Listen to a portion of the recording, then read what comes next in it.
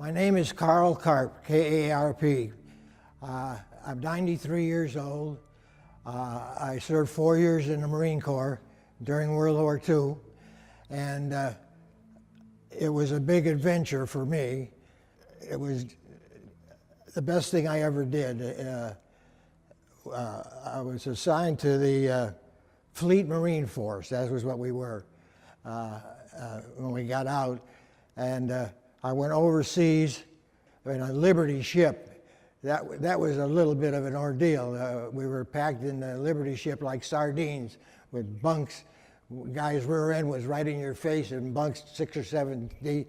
A lot of guys got seasick, and it was just a terrible trip over to Hawaii. Hawaii we went. And me and a guy I met there went out on deck and slept out on deck because the smell and everything down in the holds of these Liberty ships was just terrible. And we went to Hawaii for additional training on Maui. Up to that point, I didn't realize what the war was all about. I was still a punk kid, and all of this was just getting ready for getting into the war. Then I served in the battlefield for 3 years without any furlough at all.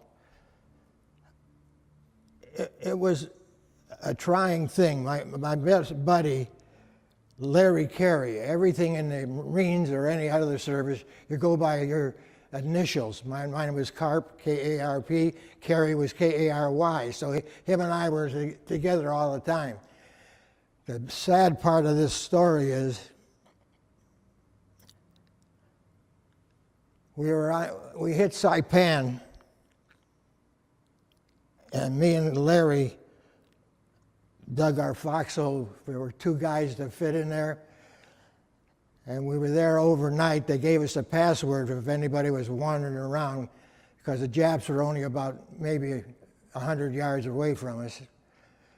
And the ships on shore were shelling over our heads. And that night, a couple of Japs got in my foxhole. I don't know what happened with Larry, but he killed Larry. The other one got on me, and I got them both. And then I was pretty well chopped up myself.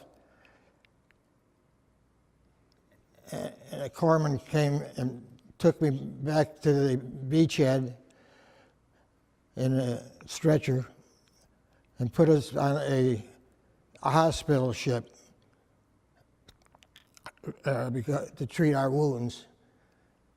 And after that little ordeal, I had a couple other islands we hit, and then I got hit again. And then I recovered from that, and then they said I wasn't fit for combat anymore. So they put me on guard duty at the main gate at Pearl Harbor, which was the best thing ever happened to me. That was the best duty in the world. We had liberty. We went into Honolulu. It was really good duty at the main gate at Pearl Harbor. I stayed there. The war ended while I was there, and there was all celebration and everything for the war ending and everything. Then 1946, everybody was getting discharged from the Great Lakes at that time. And I started my route to civilian things. Now, keep in mind, now I'm 21, I think, about that time. I come home, and that baby that my wife was pregnant with when I left is now almost 4 years old. And he doesn't know me. So my wife and the baby greet me at the terminal in downtown Cleveland. And here's this kid. My wife had sent me pictures and stuff. Don't get me wrong there. And I'm meeting my family for the first time after 4 years. We went home to my wife Jane's house where she lived with her parents. Ricky, my oldest boy, who is now 74, I think he is right now, I had to get to know him in my civilian life. So everything worked out, and a lot of this was due to help from other people. After I got out of the Marine Corps, my whole goal was raising my family, making money, and getting a job, which I did. And the training that the Marine Corps gave me, I think in the end was really my backbone. The help that I got in the Marine Corps and being with those other people when we were fighting for our lives taught me a big lesson. Well, I got involved with 708 because I didn't know anybody, let's put it that way. This fella I knew belonged to the Marine Corps League here. He said, why don't you come over to the Marine Corps? You're an ex-Marine. He was an ex-Marine too, which I did. And I joined here, and it was a great experience. The people here were so nice and indoctrinated, and the people all here got to know you. And it was people like myself that went through the same things. I didn't get involved in a lot of military stuff. I was more family orientated. But then when I got here, I sort of got involved here.